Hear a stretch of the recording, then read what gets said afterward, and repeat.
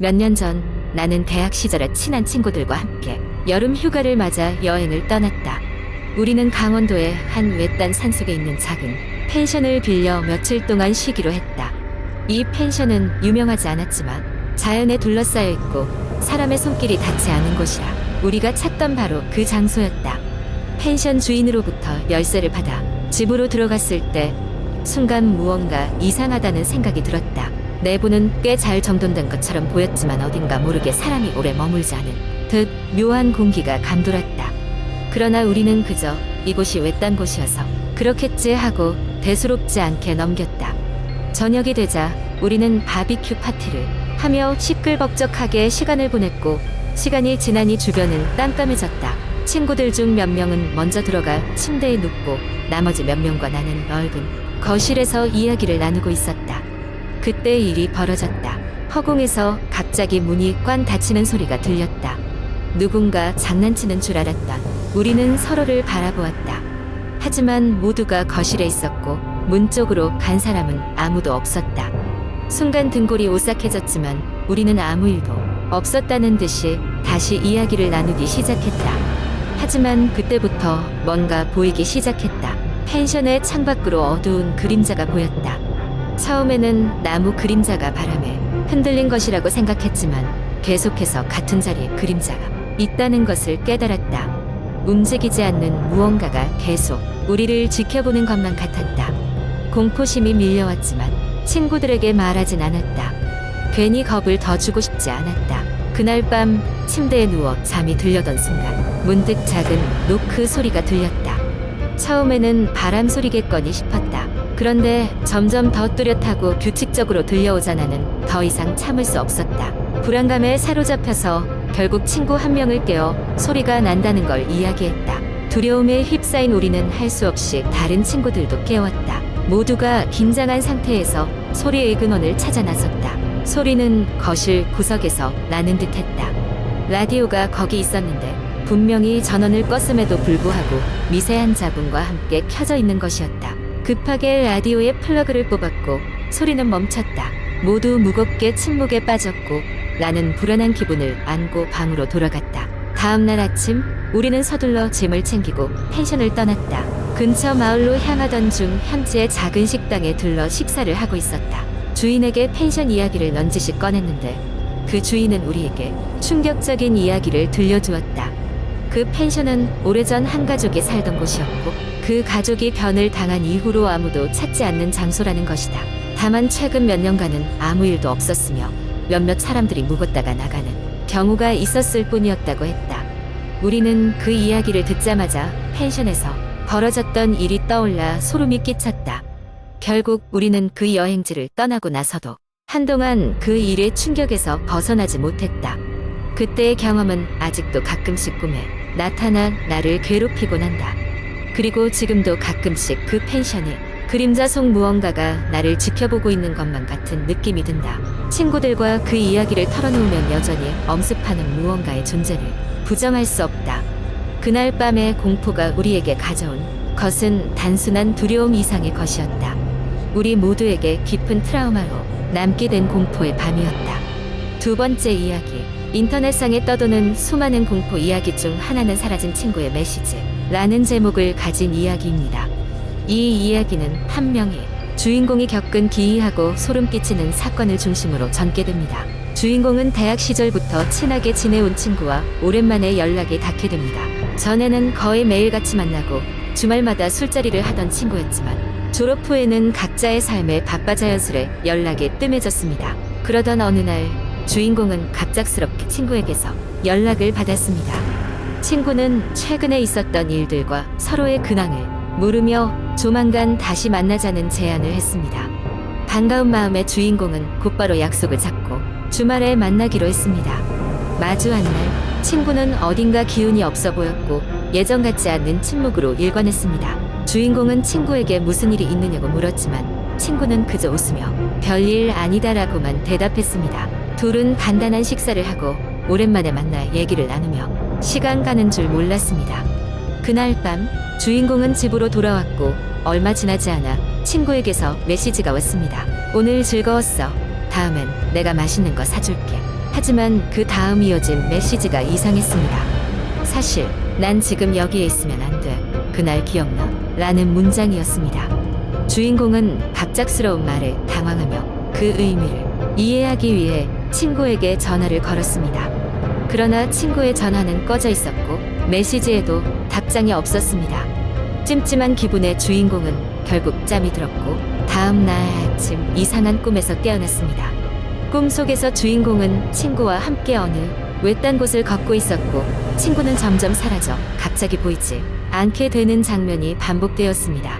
느낌이 좋지 않았던 주인공은 친구에 대해 더 알아보기로 했습니다. 며칠 후 다른 공통 친구에게 연락을 취했는데 충격적인 사실을 알게 되었습니다. 그 친구는 한 달 전 일어난 사고로 죽었다는 것이었습니다. 믿을 수 없는 마음에 주인공은 친구의 집을 찾아가 보았고 그곳에서 친구의 부모님을 만날 수 있었습니다.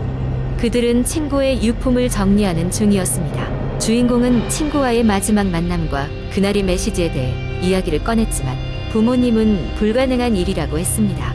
주인공은 메시지를 확인하기 위해 휴대폰을 꺼내 친구의 이름을 찾았으나 메시지는 어디에도 없었습니다. 마치 처음부터 아무런 연락이 없었던 것처럼 모든 기록이 사라져 있었습니다. 시간이 지나도 그날의 잃은 주인공의 머릿속에서 사라지지 않았습니다.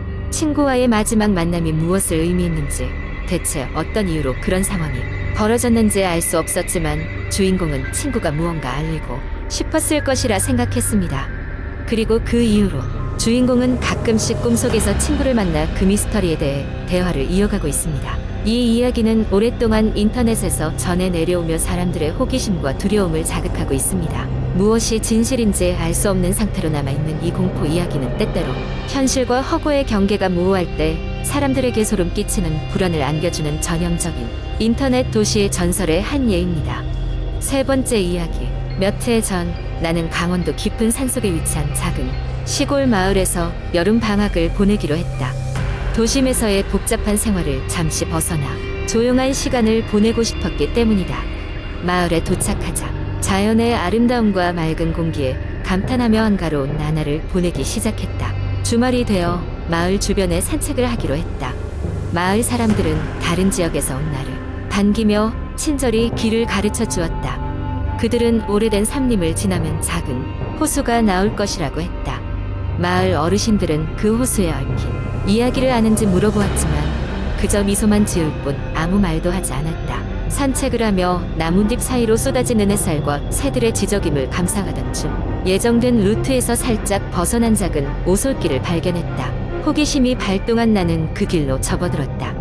길은 점점 좁아졌고 주변은 점점 어두워졌다. 나뭇잎이 하늘을 가리고 발걸음이 점점 조심스러워질 무렵 갑자기 주변이 이상할 정도로 조용해졌다. 얼마나 걸었을까? 작은 개울을 만났다. 개울가에서 잠시 쉬며 맑은 물을 바라보던 그때 물속에서 뭔가 반짝였다. 나는 손을 뻗어 그 물체를 집어 올렸다. 녹슨 송거울이었다. 아무 생각 없이 송거울을 들여다본 순간 나 자신의 모습 뒤로 흐릿한 그림자가 보였다. 놀라 뒤돌아보았지만 주위에는 아무것도 없었다. 불안한 마음에 길을 돌아 나가려 뒤에서 낮고 섬뜩한 소리가 들렸다. 돌려줘, 돌려줘. 목소리는 분명했다. 나는 혼자라는 사실을 깨닫자마자 송거울을 떨어뜨리고 허겁지겁 달리기 시작했다. 나오던 길이 맞나 싶을 정도로 정신없이 달려오는데 마침내 나트은 길을 발견하고는 온몸이 이완되는 것을 느꼈다. 마을에 돌아와 숨을 고르며 할머니들께 방금 겪은 일을 말씀드렸다. 그러자 한 할머니가 긴 한숨을 쉬며 이야기를 시작했다. 오랜 옛날 이곳 산림 깊은 곳에 남매가 살았다고 한다. 그들은 마을과 고립된 채 살았지만 서로를 끔찍히 아꼈다. 어느 날 남자는 호수에 빠져 목숨을 잃었고 여자는 그 슬픔을 견디지 못해 결국 정신을 놓고 말았다. 그녀는 매일 호수에 가서 남자의 영혼을 불렀고 그 소리를 들었다는 전설이 있다고 했다. 할머니는 조심스럽게 물었다.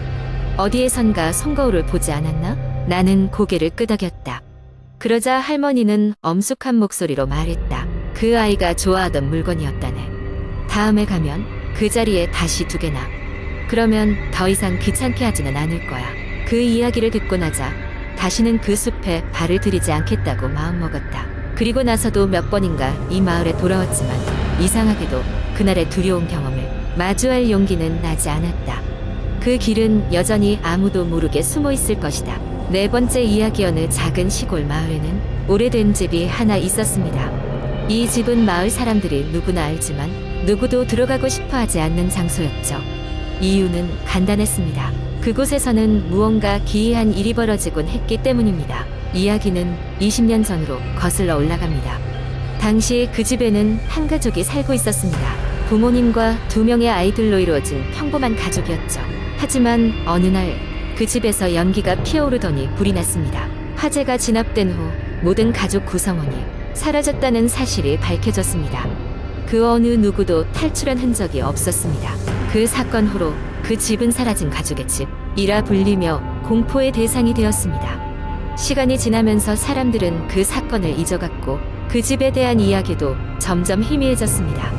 그러나 그 집을 지나갈 때면 이상한 소리가 들리거나 창문에서 누군가가 보고 있다는 소문이 들려오곤 했습니다. 그러던 중 한 신입 기자가 이곳에 흥미를 가지게 되었습니다. 그는 이 미스테리한 사건을 파헤쳐 보기로 결심했습니다. 기자는 카메라와 녹음기를 챙겨 그 집에 들어갔습니다. 문은 의외로 쉽게 열렸습니다. 내부는 너무도 오랫동안 방치되어 먼지와 거미줄로 가득했습니다. 그러나 기자는 개의치 않고 집안을 조사하기 시작했습니다. 그는 거실에서 낡고 빛바랜 가족 사진을 발견했습니다. 사진 속 가족은 모두 평화로운 미소를 짓고 있었죠. 그런데 어느샌가든 뒤에서 누군가 속삭이는 소리가 들리기 시작했습니다. 기자는 깜짝 놀라 뒤를 돌아보았지만 아무도 없었습니다. 그 소리는 점점 더 커지는 것 같았습니다. 기자는 그것이 환청이라 생각하고 무시하려 했지만 계속되는 속삭임은 그의 신경을 마구 긁어댔습니다. 마치 아까 그 가족 사진 속 사람들이 자신에게 무언가를 전하려는 듯한 느낌이었습니다. 그러다가 갑자기 집안의 조명이 깜빡거리기 시작했습니다. 기자는 이상한 기운을 감지하고 그곳을 떠날까 생각했지만 호기심 때문에 조사에 더 집중하기로 했습니다. 그는 2층으로 올라갔고 걸음을 뗄 때마다 삐걱거리는 소리가 울렸습니다. 2층 복도의 끝방에서 문이 조금 열려 있었습니다. 기자는 망설이다 문을 열고 방으로 들어갔습니다. 그곳에는 낡은 책상과 의자가 있었고 책상 위에는 오래된 일기장이 놓여 있었습니다. 일기장을 펼쳐보니 그 가족의 일기가 적혀 있었죠. 처음에는 일상적인 내용이었지만 점점 이상한 내용이 적히기 시작했습니다. 마지막 몇 페이지는 혼란스러운 글씨로 놓아져 "여기에 갇혔어" 라는 글이 반복되고 있었습니다. 그 순간 방 안의 창문이 갑자기 스스로 열리면서 차가운 바람이 밀려들어왔습니다. 그 바람 속에서 기자는 누군가의 귓가에 대고 속삭이는 소리를 또렷하게 들었습니다. "돌아가." 기자는 침을 꿀꺽 삼키고 황급히 그 방을 빠져나왔습니다. 자료를 충분히 수집한 기자는 재빨리 집을 빠져나왔습니다. 그날 이후로 그는 아무리 그 사건을 조사해도 결론에 다다를 수 없었습니다. 그러나 그가 집에 돌아온 후 이상한 일이 벌어지기 시작했습니다. 기자의 컴퓨터에는 누군가가 쓴 것 같은 알 수 없는 글씨가 나타나기 시작했습니다. 그리고 누군가 그를 지켜보고 있는 듯한 기분이 들었습니다. 기자는 미친 듯이 그 사건을 파헤치기 위해 노력했지만 결국 모든 자료를 불태우고 그 모든 일을 잊기로 마음먹었습니다. 그 이상한 집에 대한 이 이야기는 그렇게 인터넷의 공포썰로만 남게 되었습니다. 그때의 신입 기자는 지금은 이미 자취를 감춘 상태로 그가 그 사건 후로 어떻게 되었는지는 아무도 알지 못합니다. 이 이야기는 그렇게 마을 사람들의 입에서 계속 전해지며 작은 시골 마을의 미스터리가 되어 많은 사람을 두려움에 떨게 했습니다. 그리고 그 집은 여전히 그 자리에 남아 음산한 기운을 뿜어내고 있다고 합니다.